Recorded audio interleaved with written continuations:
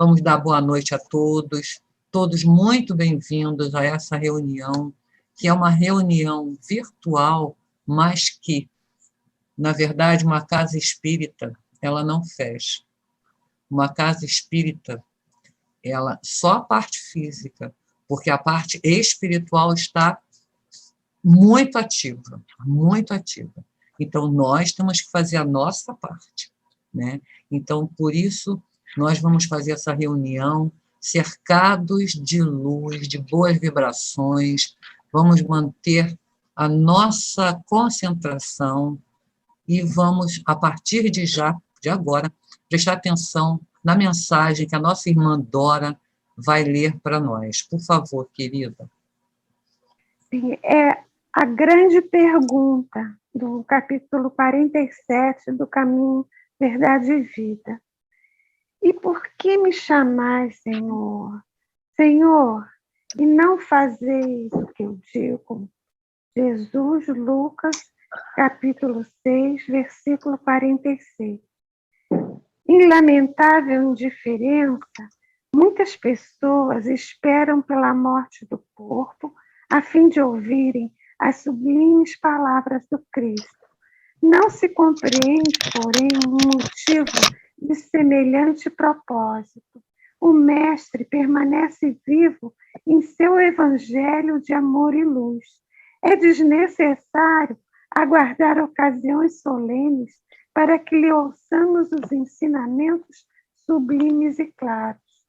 Muitos aprendizes aproximam-se do trabalho sem tanto, mas desejam revelações diretas. Teriam mais fé, asseguram displicentes, se ouvissem o Senhor de modo pessoal em suas manifestações divinas.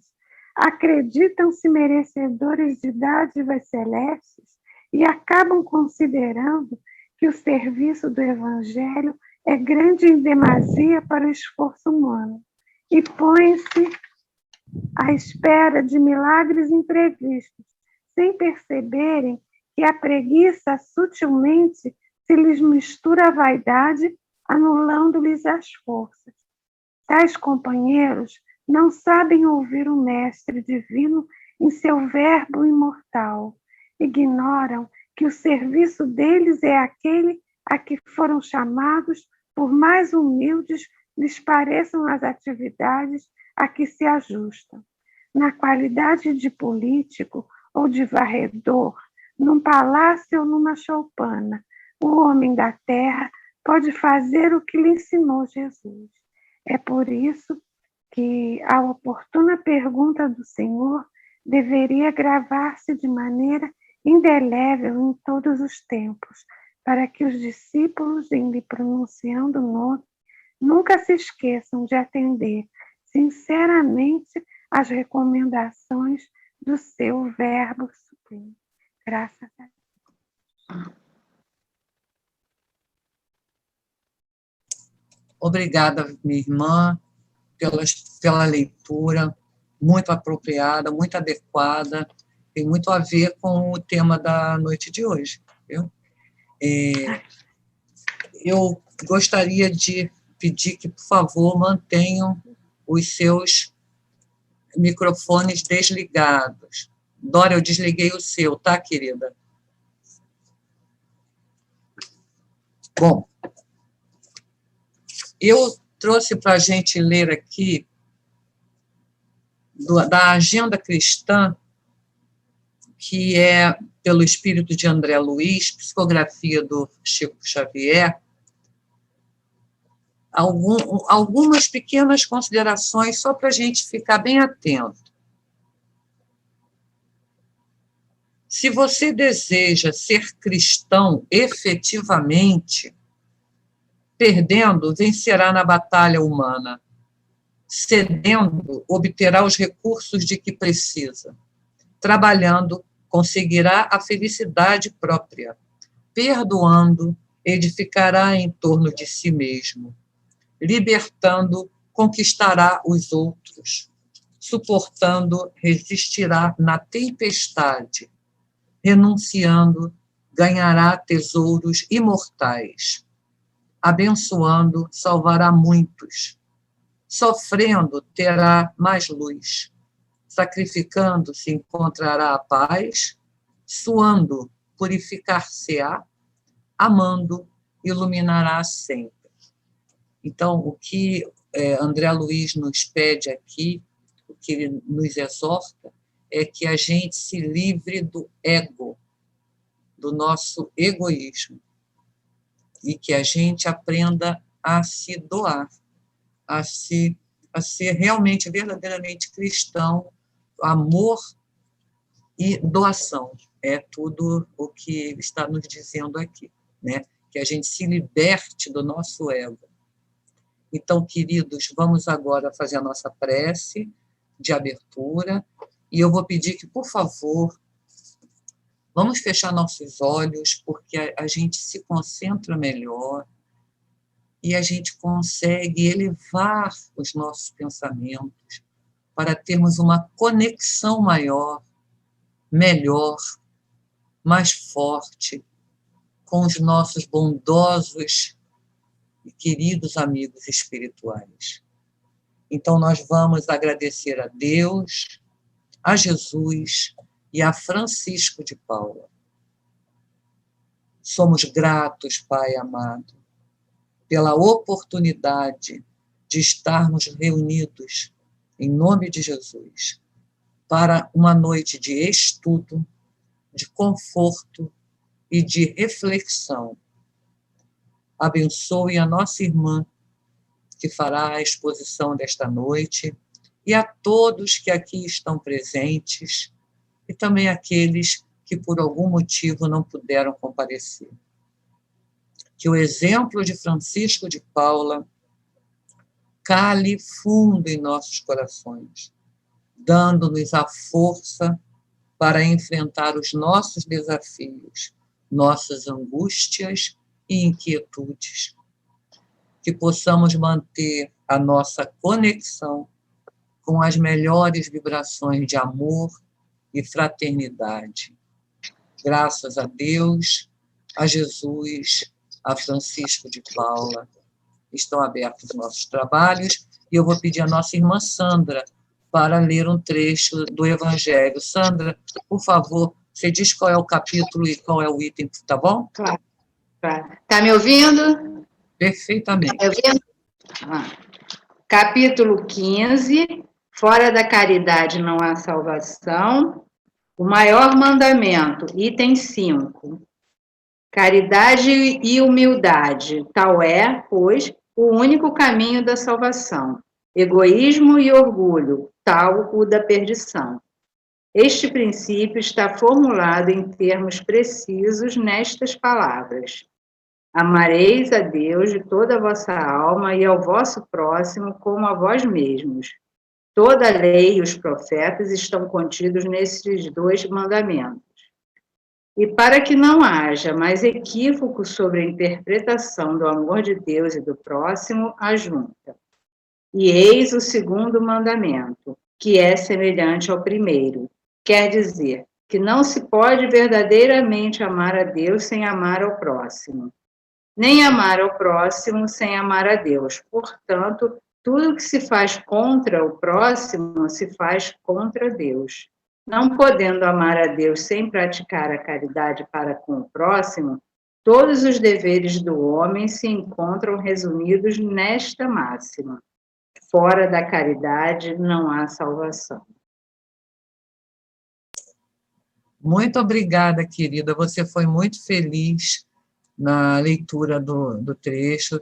Tem tudo a ver, né, Aurora, com o que vai ser, com o que a gente vai estudar agora, que a gente vai conhecer um pouco mais da encarnação do nosso patrono, né? E entender a nossa responsabilidade em estarmos na casa de Francisco de Paula, né? Então, eu vou passar a palavra à Aurora. Aurora, você tem, assim, 40 minutos, 45 para falar, você pode falar quanto tempo você quiser, e seja muito bem-vinda. Obrigada.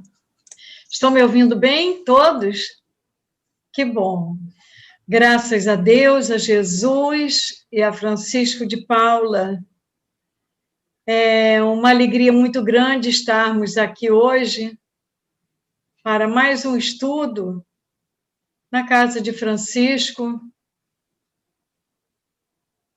ampliando os nossos conhecimentos acerca desse espírito tão maravilhoso, que é o patrono da nossa casa. É uma grande honra e agradeço a oportunidade de falar sobre esse nosso irmão tão querido. Vamos lá.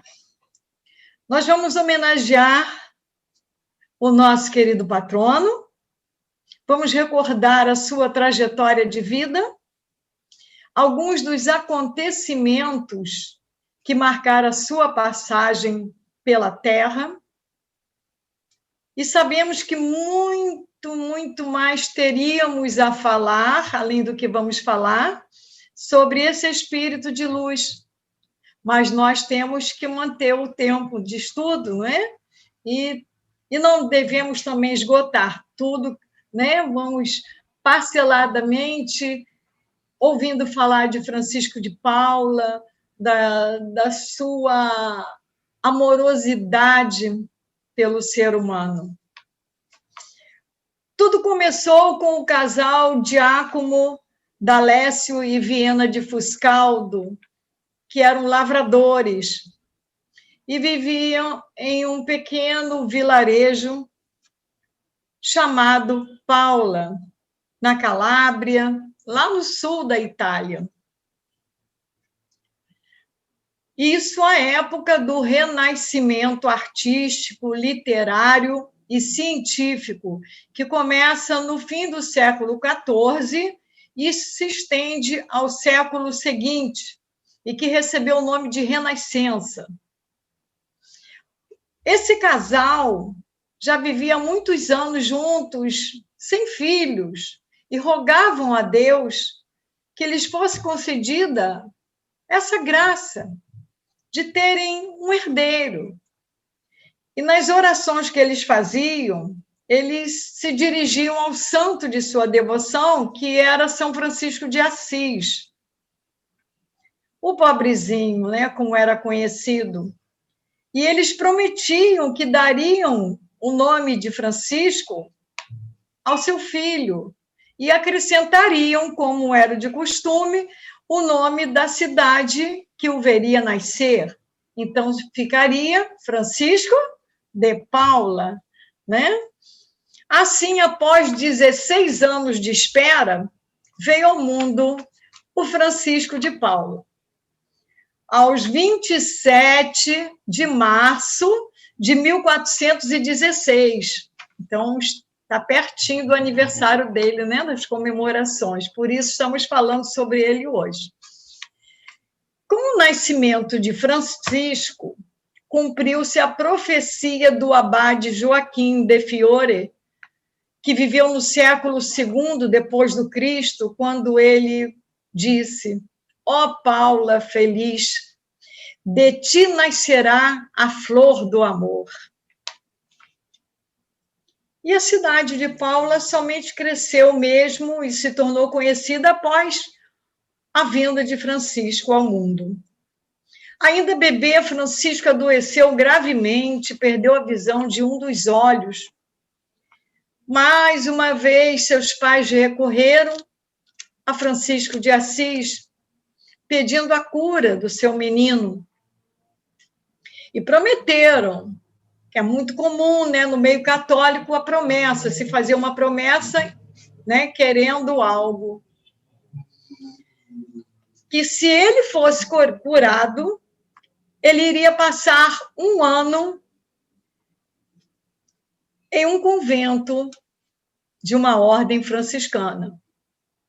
A criança foi curada. E aos 13 anos, Francisco entrou em um convento franciscano para cumprir a promessa dos seus pais. No convento, ele destacou-se por sua devoção e piedade. Aprendeu o amor pela oração, a humildade, a obediência. Passado um ano, ele foi peregrinar por Assis, cidade que o atraía por ali ter nascido seu protetor, o Francisco de Assis. Foi também a Roma e outras cidades de devoção, juntamente com seus pais. De volta a Paula, ele se retirou para um lugar afastado, na própria propriedade de seu pai, para viver em solidão. E encontrou uma caverna próxima do mar, onde ele foi viver como eremita. Encontramos no dicionário a definição de eremita ou ermitão como sendo um indivíduo que, por penitência, religiosidade, misantropia ou simples amor à natureza, vive em um lugar isolado, deserto e longe das coisas do mundo.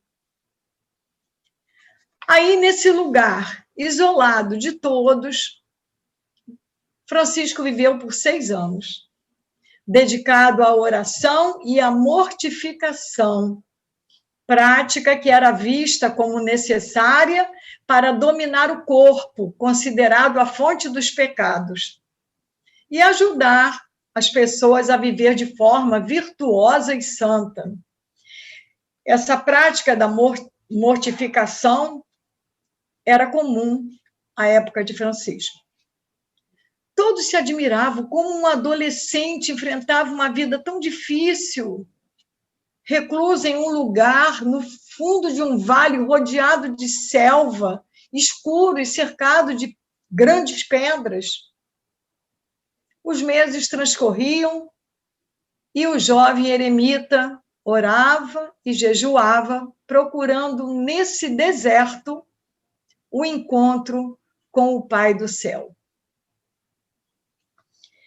Em 1435, 2 companheiros vieram juntar-se a ele, num retiro, e para acomodá-los, Francisco construiu 3 celas, que é o que a gente chama de quarto, né?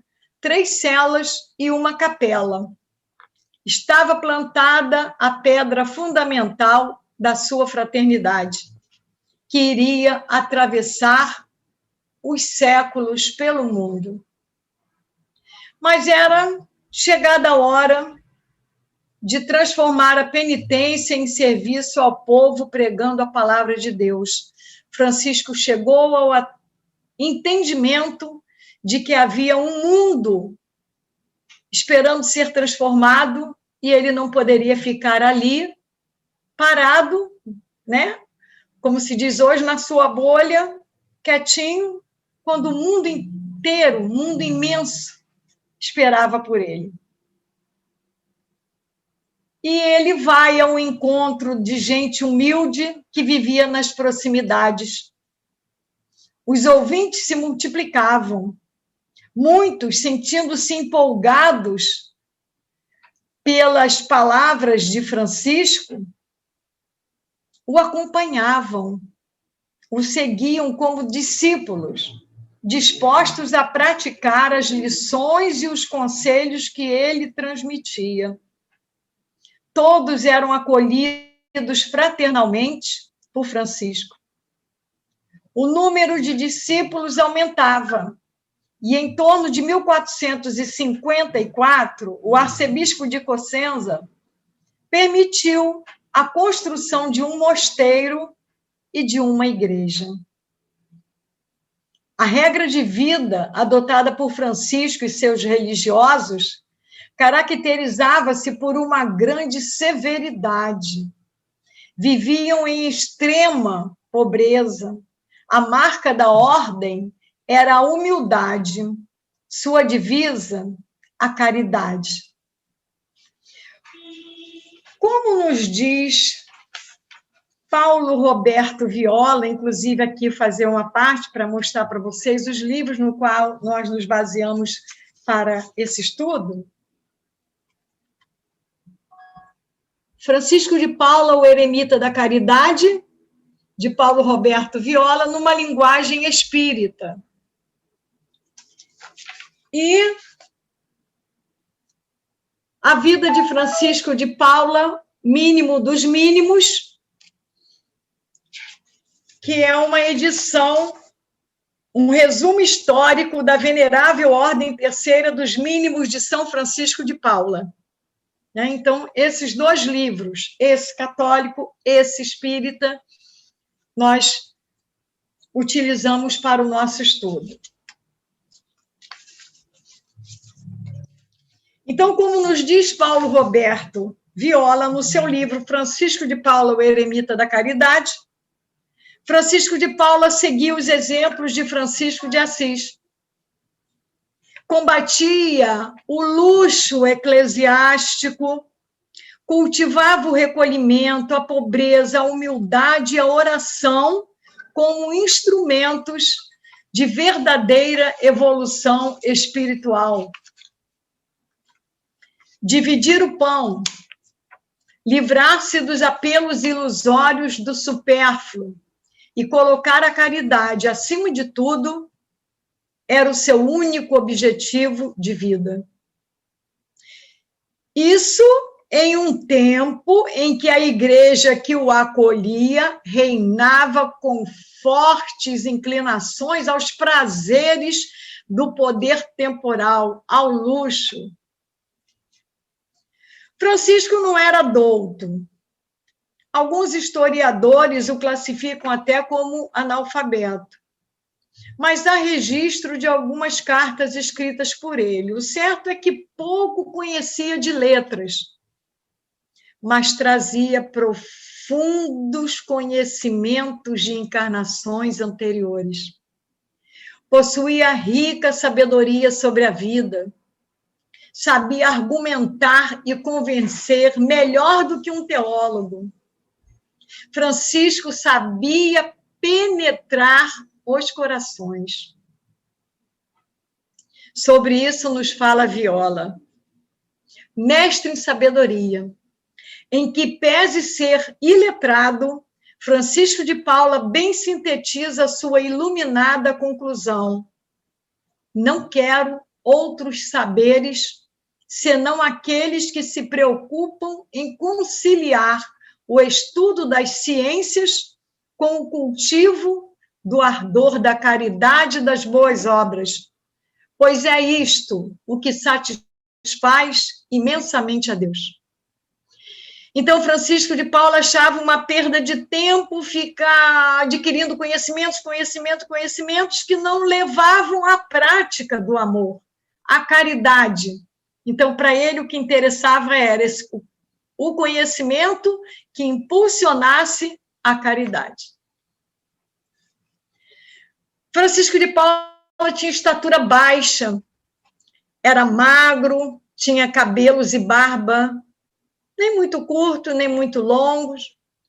Seu andar era ligeiro e passos pequenos. Ouvia muito e falava pouco. Não gostava de glória nem de hipocrisia. Era austero consigo mesmo e generoso com os seus semelhantes. Jamais falava mal de ninguém. E se alguém estivesse sendo falado sem estar presente, ele defendia a pessoa. Dizia ele que a boca fala segundo o que está no coração. E se o coração é pleno de caridade, não pode falar outra coisa que não seja de caridade. A gente conhece isso nos jovens apaixonados, né?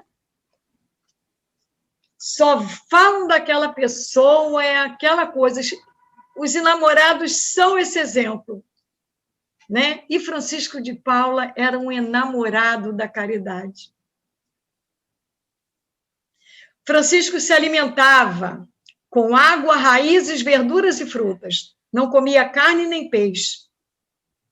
Com alimentação tão restrita, seu corpo tornou-se muito franzino. Porém, seu rosto era sempre tranquilo, sereno e rosado. Sua vestimenta era um hábito de tecido grosseiro que usava noite e dia, mas que exalava odor agradável. Paulo Roberto Viola nos diz: com tamanhos predicados morais, o carisma de Francesco começa a contagiar. Suas potencialidades sensitivas afloravam com efeitos físicos. Francisco era médium com várias possibilidades, da profecia, de curas. Conta-se que com o hálito de sua boca, ele libertou um noviço de obsessores. Curou uma mulher com defeito nos pés e nas mãos, colocando uma grande pedra sobre sua cabeça. Certa feita, para provar a fé, segurou brasas ardendo, sem queimar as mãos. O Evangelho segundo o Espiritismo nos ensina que o magnetismo é uma prova do poder da fé posta em ação, pois é pela fé que o magnetismo cura e produz esses fenômenos naturais, mas que eram qualificados por milagres. São muitos e variados os fenômenos, os milagres atribuídos a Francisco de Paula. Não dá para nós falarmos sobre todos, né? Mas um deles é muito, assim, cala muito fundo nos nossos corações, que é aquele em que Francisco tenta atravessar o Estreito de Messina. Ele havia recebido um convite da Sicília, pois lá havia muitas pessoas necessitando de socorro, de cura. No caminho, ele encontrou um grupo de pessoas necessitando de ajuda, porque devido à longa caminhada, essas pessoas viram acabarem os seus mantimentos e estavam famintas. Francisco retirou do seu alforge um pãozinho, fez com que todos comessem do pãozinho, seguindo viagem por mais 3 dias, sem que ninguém sentisse fome. O grupo finalmente chegou às margens do Estreito de Messina. E necessitavam de quê? De uma barca para atravessar, né? Fazer aquela travessia. Francisco chegou perto do barqueiro e pediu para ele se ele faria caridade de transportar aquele grupo, porque todos eram pobres e não tinham como pagar. O barqueiro, é claro, se negou. Todos ficaram nervosos, perturbados. Francisco acalmou a todos, dizendo que ia resolver a situação e que uma barca levaria todos para o outro lado. Mas ninguém estava vendo barca nenhuma, né? Aí ele esclareceu: essa barca será o meu manto. Mas um homem daquele grupo viu que o manto de Francisco estava tão usado, tão gasto, rasgado, isso não vai aguentar nada, né? Confiou nele, mas o manto estava muito desgastado. Aí ele ofereceu o seu, que era novo. E Francisco humildemente aceitou o outro manto. E estendeu o manto sobre a água, fixando uma das pontas com seu cajado. E começou a travessia. O barqueiro, quando viu aquela cena daquele homem em cima do barco, dizendo que iria atravessar, né? O barco que era um manto, o barqueiro se tocou e se arrependeu e ofereceu a sua barca para transportar o grupo todo para o outro lado. Ousamos dizer que o maravilhoso deste fato não foi Francisco subir em cima de um manto sobre a água, e sim a sua fé em Deus, ao saciar a fome daquele grupo com apenas um pãozinho por 3 dias, e por ter tocado o coração do barqueiro. Essa foi a grande maravilha desse momento da vida de Francisco de Paula. E assim como estas outras manifestações mediúnicas de Francisco de Paula estão relacionadas com o mar. Por isso ele foi declarado em 1943 como patrono dos marinheiros. Além desta viagem para Sicília, Francisco de Paula fez muitas outras viagens, inclusive para fora da Itália, porque onde houvesse uma lágrima sendo derramada e lhe fosse pedido ajuda, lá ia ele, o peregrino da caridade, ao encontro dos seus pequeninos irmãos sofredores. Francisco de Paula fundou a Ordem dos Mínimos. Mínimo quer dizer um nada, é um tiquinho de nada, né? O cisquinho que Chico Xavier falava, né? Um cisquinho.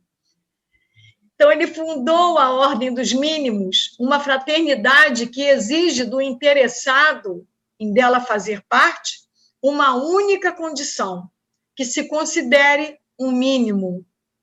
Pois Jesus dissera que, se alguém quer ser o primeiro, que seja o último e o servo de todos. Sua maior preocupação mesmo era com a caridade. Desde a infância, iluminado por essa caridade, a estende aos irmãos penitentes que serão declarados mínimos. A humildade de Francisco de Paula sentiu-se agraciada com a denominação de mínimo, o menor de todos, ao qual o Cristo exaltou em sua pregação ao proclamar: todos que receberem o menor de seus irmãos em meu nome, é a mim que recebem. Sixto VI, o Papa à época, quis conferir a Francisco a ordem sacerdotal, torná-lo sacerdote, padre. Francisco de Paula, assim como Francisco de Assis, recusou tão grande honra, e pediu ao Papa que não o fizesse, que lhe permitisse continuar como mínimo, entre os mínimos a serviço da caridade do Cristo. A Ordem dos Mínimos expandiu-se rapidamente. Sabe-se que durante o tempo de existência terrena de Francisco de Paula foram construídos mais de 3 dezenas de conventos na Itália, França, Boêmia e Espanha. O primeiro em Paula, sua terra natal. Já doente, Francisco passou os últimos 3 meses de sua vida em total solidão, como preparação para a morte, que ocorreu na sexta-feira da Paixão, dia 2 de abril de 1507. Contava Francisco 91 anos de idade. Foi sepultado no castelo de Plessis, na França. No livro Mínimo dos Mínimos, consta que, pressentindo a proximidade da morte, na quinta-feira da Semana Santa, Francisco endereçou as seguintes palavras aos religiosos que viviam no castelo de Plessis. Meus irmãos caríssimos e piedosos, o momento me obriga a falar mais do que aos vossos espíritos, aos vossos corações. Perdido o bordão de peregrino nesta jornada transitória, e já pela mão do anjo dos túmulos a tomar o caminho eterno, não vos transmito um mandato semelhante ao consagrado no mistério de hoje, mas rogo-vos um favor que, cumprido, me dará a incomparável alegria de uma esmola, que será a maior riqueza da nossa ordem. que sejais sempre perseverantes no amor de Deus e na vossa íntima união. Não há maior perfeição de alma do que a criatura assemelhar-se a Jesus, que sofreu com mansidão, desde o insulto da bofetada ímpia até a morte infamante na cruz. E somente o sabereis bem amar, amando-vos fraternalmente, como ensina o santo mandamento. Não esqueçais nunca, irmãos, estas palavras. Amai a Deus e amai-vos uns aos outros por caridade. Essas foram as últimas palavras de Francisco de Paula na sua vida. Amados irmãos, trabalhadores da seara do Mestre Jesus, sob a proteção de Francisco de Paula, na sua casa de amor e caridade, que é a Congregação Espírita Francisco de Paula. Ouçamos as palavras do nosso querido Francisco, que ecoam através dos séculos, nos pedindo que vivenciemos a mediunidade com simplicidade e caridade, sob o seu patronato. Que sejamos perseverantes no amor a Deus e na nossa união. Que mesmo em águas tormentosas não percamos a fé. Que sejamos mansos, caridosos e respeitosos ao buscar soluções para os problemas do dia a dia. Que não nos deixemos arrastar pela vaidade ou pelo orgulho. Que não nos apeguemos a cargos ou a títulos.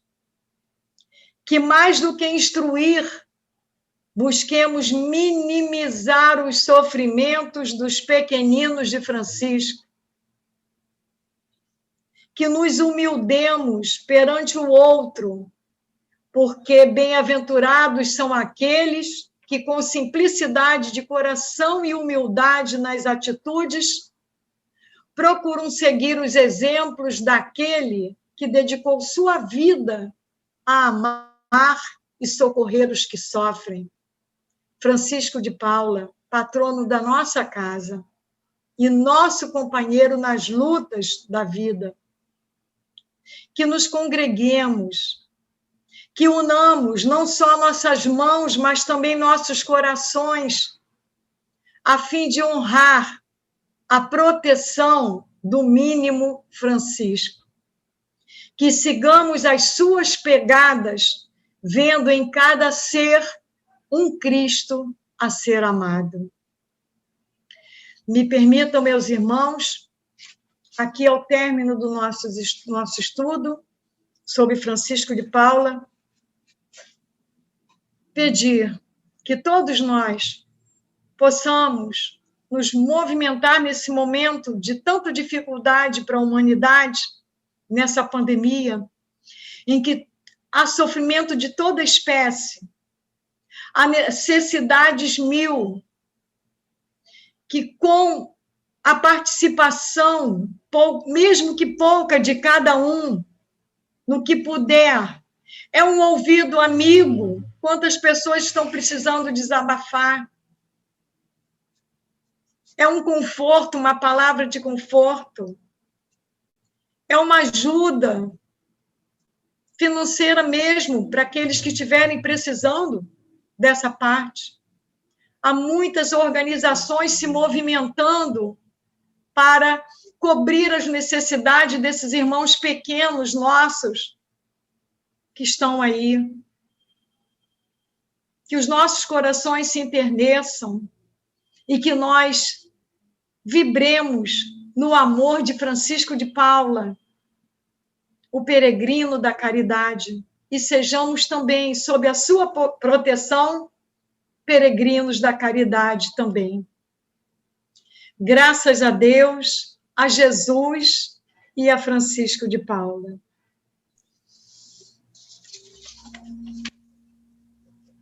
Querida Aurora, muito obrigada. É sempre uma emoção ouvir você. É sempre sabe, é uma sensação de mãos à obra, sensação de plenitude, de responsabilidade do que nós temos que fazer, nós como franciscanos, né, que somos, a nossa responsabilidade. Muito obrigada. Você poderia continuar falando, falando, e eu ia ficar felicíssima de ouvi-la. Bem, obrigada, muito obrigada. Muito obrigada mesmo. Obrigada. Espero contar com você em próximas ocasiões. Com certeza. Queridos, nós vamos nos preparar agora para fazer a nossa irradiação.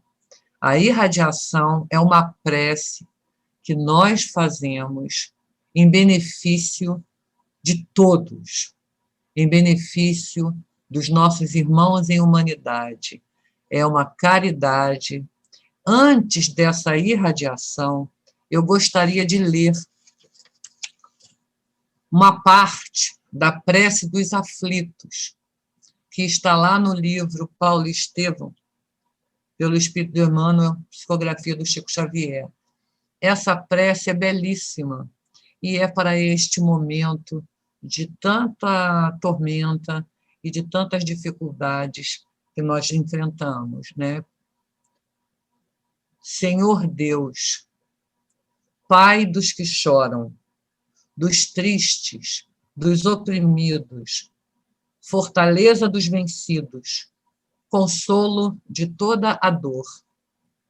Embora a miséria amarga dos prantos do nosso erro, deste mundo de desterro, clamamos por vosso amor. Nas aflições do caminho, na noite mais tormentosa, vossa fonte generosa é o bem que não secará. Sois em tudo a luz eterna, da alegria e da bonança, a nossa porta de esperança que nunca se fechará. Esse trecho dessa prece é importante nesse momento. Ele não fecha a porta. Então, vamos para a nossa irradiação.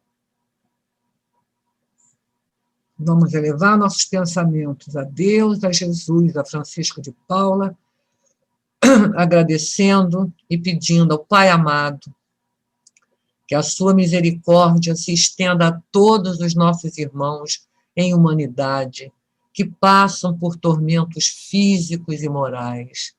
Pedimos também por todos aqueles que estão em nossos pensamentos, em nossas preces, e que estão com os nomes na irradiação que a casa disponibilizou para todos. Que o seu infinito amor, Senhor, conforte o coração daqueles que sofrem, os seus entes queridos que já partiram. Inspire, Senhor, os nossos governantes na direção da união, da concórdia, do bem, para que juntos possam combater esta pandemia e levar o pão àqueles que têm fome, àqueles que estão desempregados. Pai de bondade, que seus mensageiros consolem e inspirem nossos irmãos que vivem nas ruas, desamparados, sujeitos à violência, às intempéries e à nossa indiferença.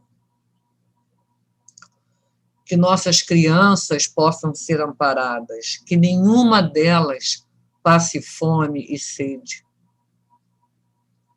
Por fim, Senhor, que a paz de Francisco de Paula esteja em nossos lares, e que guardemos em nossos corações as lições que ele nos deixou. Caridade, humildade, simplicidade, perseverança e compaixão.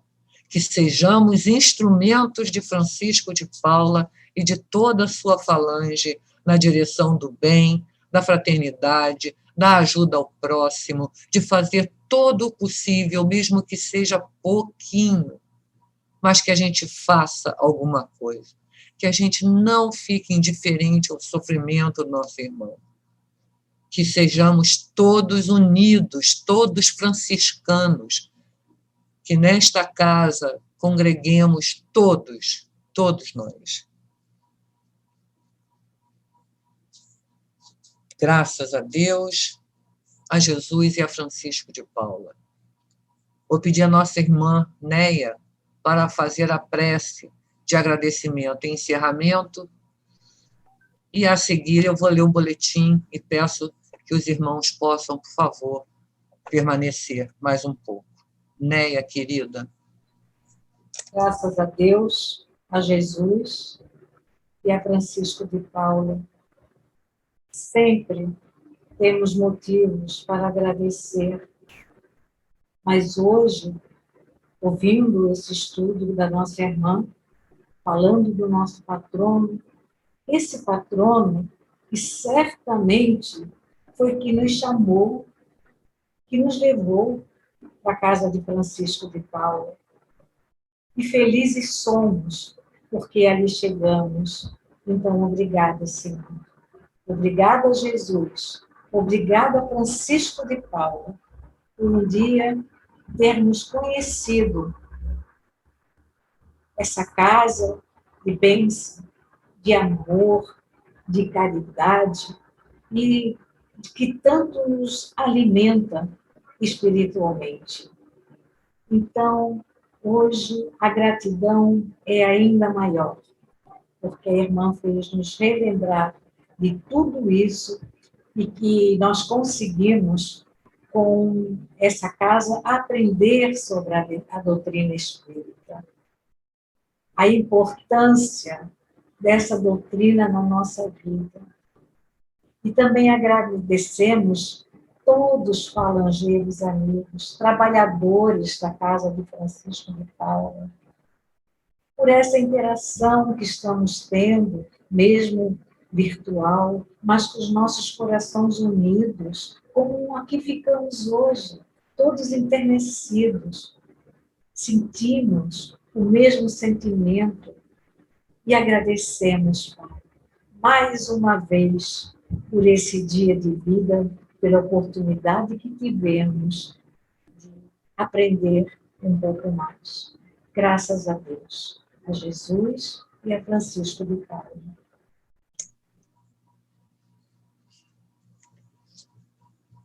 A Neia lembrou bem, né?